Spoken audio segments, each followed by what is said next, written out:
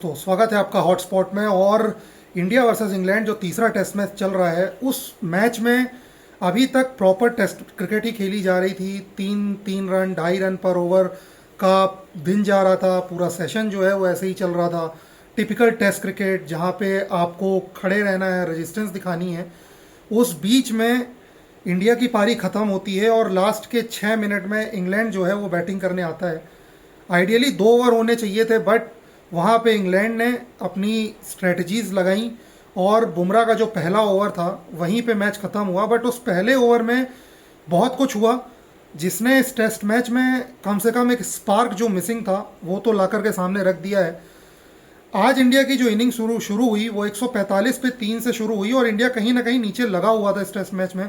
क्योंकि अगर शुरू में पहला विकेट गिर जाता, इंडिया का जल्दी गिर जाता, आज इंडिया का जो चौथा विकेट था ऋषभ पंत या केएल राहुल, तो इंडिया जो है वो डेफिनेटली बहुत ज़्यादा रनों की लीड कंसीड कर जाता। बट ऋषभ पंत और केएल राहुल ने इंश्योर किया कि वो पूरा सेशन बैटिंग करें। ऋषभ पंत अनलकी रहे, रनआउट हुए और कहीं ना कहीं इंडिया की इनिंग का टर्निंग पॉइंट भी वही रहा जहां पे ऋषभ पंत लंच की 2 बॉल पहले रनआउट होते हैं।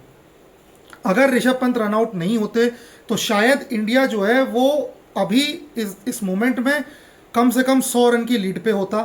ज़्यादा नहीं तो 80 से 100 रन की लीड पे तो ज़रूर होता।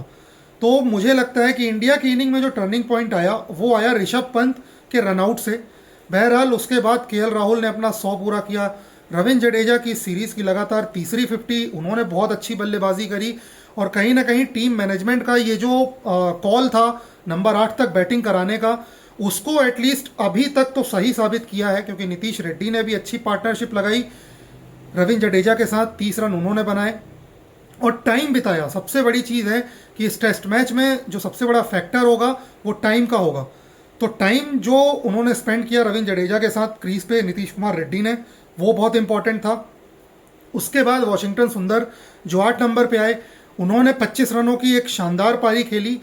हालांकि छोटी पारी थी, बट उन्होंने भी जडेजा के साथ जो 48-49 रनों की पार्टनरशिप करी, उसने इंडिया को उस पोजीशन पे लाके खड़ा कर दिया कि वो कम से कम लीड ना कंसीड कर सकें। और 387 पे इंडिया ऑल आउट होता है। उसके बाद 6 मिनट बचते हैं क्लोज ऑफ प्ले के लिए और 2 ओवर डिसाइड होता है कि 2 ओवर जो है इंग्लैंड को बैटिंग करना है।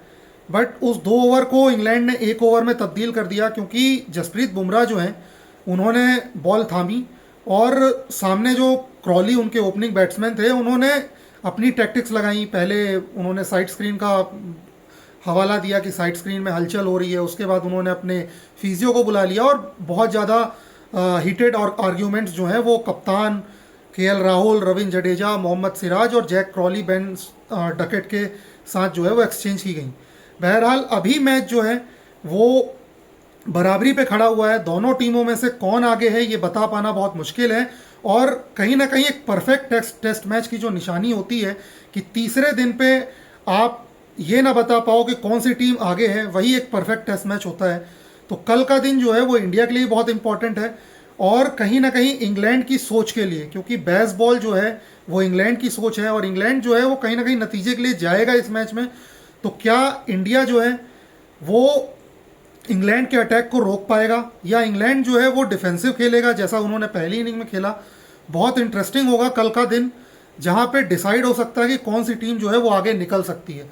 कल जो है वो मूविंग डे होगा टेस्ट मैच का और इंडिया जो है वो पूरी कोशिश करेगा कि इंग्लैंड जो है वो 250 या 200 के आसपास रोक सके इंग्लैंड को, सो दैट चौथी इनिंग में उनके पास चांस हो कि वो चेस कर सकें उस स्कोर को। तो ये रहा तीसरे दिन के खेल का हाल, जहां पे दोनों टीमें बराबरी पे खड़ी हैं। आप बताइए कमेंट बॉक्स में, क्या लास्ट ओवर की जो कंट्रोवर्सी थी उसने इंडियन बॉलर्स और स्पेशली जसप्रीत बुमराह को थोड़ा सा फायर अप और कर दिया है? क्या कल जसप्रीत बुमराह जो हैं वो और घातक गेंदबाजी करेंगे? इंग्लैंड जो है वो क्या अटैकिंग क्रिकेट खेलेगा? ये सब आप कमेंट बॉक्स में बता सकते हैं। तब तक के लिए आप इस वीडियो को लाइक करिए, शेयर करिए और सब्सक्राइब करिए।